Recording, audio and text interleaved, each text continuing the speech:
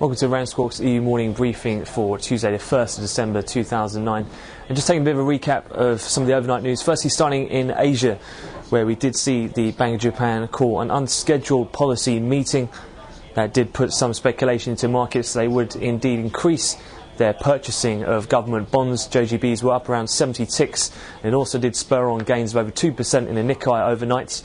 At the market close then, we had confirmation from that meeting where the Bank of Japan decided unanimously to keep rates on hold at 0.1%, and they also decided to keep unchanged the actual government purchase programme at 1.8 trillion, which did see a bit of reversal of some of the yen weakness that we had overnight in Asia. They did, however, say that they're going to start a new lending programme in the size of 10 trillion yen, and that's going to be lent via 3-month fixed rate operations, and said new lending to be backed by JGB's corporate bonds and commercial paper. Again, that did lead to the Nikkei closing up around 2.4% overnight, with Asian bourses all trading higher in the green. Also getting some of the boost overnight in Asia was China, after their manufacturing PMI continued to show solid gains over the key 50 level, printing at 55.2, maintaining 5-year highs, which is in line with the previous, although slightly lower than the expected. Elsewhere, in terms of how we fared so far in UK and Europe, we're off to a relative positive start following the higher close in the Asian bourses. UK and European equities are up around 1.75 to 2% currently, as we've headed through 10 o'clock in Europe.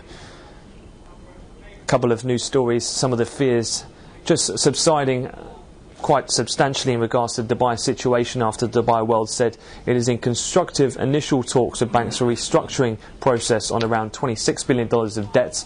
That's quite a bit less than the initial $60 billion which was speculated when this story first reared its head on Wednesday. Elsewhere as well, in terms of economic data thus far, following on from the relative strong performance in the Chinese manufacturing PMI, we've seen various Eurozone countries also follow suit. That did indeed lead to the Eurozone number coming in at a 20-month high. We've also separately seen the Swiss economy in the third quarter return back to growth and out of recession at 0.3% growth against 0.3% contraction previous. And elsewhere, the German jobless data came in slightly better than expected. That in turn then has boosted some of the risk appetite. As mentioned, equities are already up around 2% in Europe, being chiefly buoyed by basic materials, oil and gas and financials. Obviously, with that, the dollar index has moved quite a bit lower, reversing some of the Asian gains, and that in turn has seen spot gold in particular look to test the key 1200 level. It's currently trading up over 1% on the session, and WTI crude futures also up over 50 cents. Just taking a look then in terms of what else to expect for today. Relatively busy in terms of US economic releases.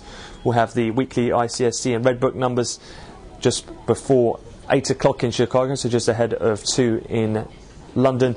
Main data though, no 130s today from the US. It'll be the ISM manufacturing, pending home sales report and construction spending all together due for a 9 o'clock Chicago release, so 3 in London. Elsewhere for the energy traders, we'll get the weekly API numbers. That'll be due after the 9 minutes pick close today. And in terms of speakers, a couple to be aware of. Bank of England's Poston speaks at 2:30 London time this afternoon, with Fed's Ploss and Tom McGougal due later this evening. And in terms of fixed income, shortly we're going to be looking out for the Bank of England's, the Debt Management Office, the DMO, to issue £5 billion in a 2015 conventional tap. And also the Bank of England will be conducting a reverse auction this afternoon. They're targeting March 2036 to Jan 2060 maturities today.